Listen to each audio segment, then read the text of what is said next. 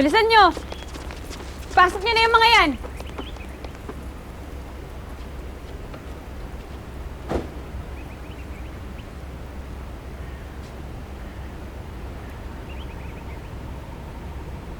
Okay ka lang? Salamat sa pagligtas mo sa akin. I'm just doing my job. Pero kung gusto mo talaga bumawi sa akin, pwede mo namang ipaubaya si Andrew. Oo naman, sige. Relax. I'm just joking. Pero seryoso, hindi ko alam na ganun ka pala kagaling lumaban, Joey. Tinuraan kasi ako ng tatay ko eh.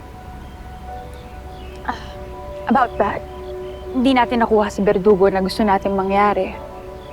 Pero at least malinaw na siya ang kadil ni Delilah. May nakuha na bang identification sa kanya? Wala.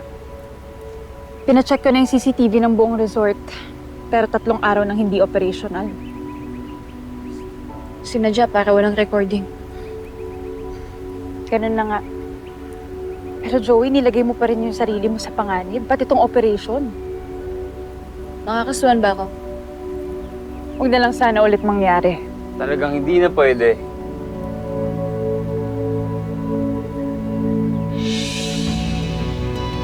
Excuse me.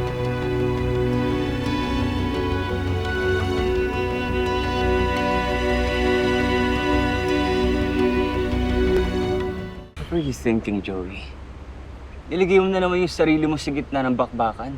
That's stupid. Stupid! Pati mo ituloy. Pag ako gumawa, stupid? So ano yung sinasabi mo sa tatay ko? Nang madiskarte ako tsaka magaling ako lumaban? Joke lang lahat yon. Sinasabi ko lang, basta-basta mo nilalagay yung sarili mo sa gitna ng peligro. Choice ko yun eh. Choice ko na hindi mo naman kailangan intindihin. Choice ko na hindi ka pabayaan. Ba't nga ba kailangan mo gawin yun?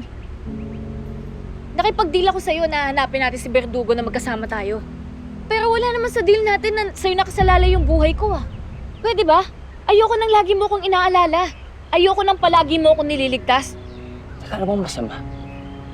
Kaya kasama mo ko di ba? Hindi ka naman habang buhay nandyan eh. Kaya ayoko masanay. Ba't ba hindi mo ako pabayaan? Hayaan mo kaya ako matuto. Hayaan mo ako masaktan at lumaban mag-isa. Joey, hindi ko kayang manood at tumahimik habang nilalagay mo yung sarili mo sa gitna ng peligro.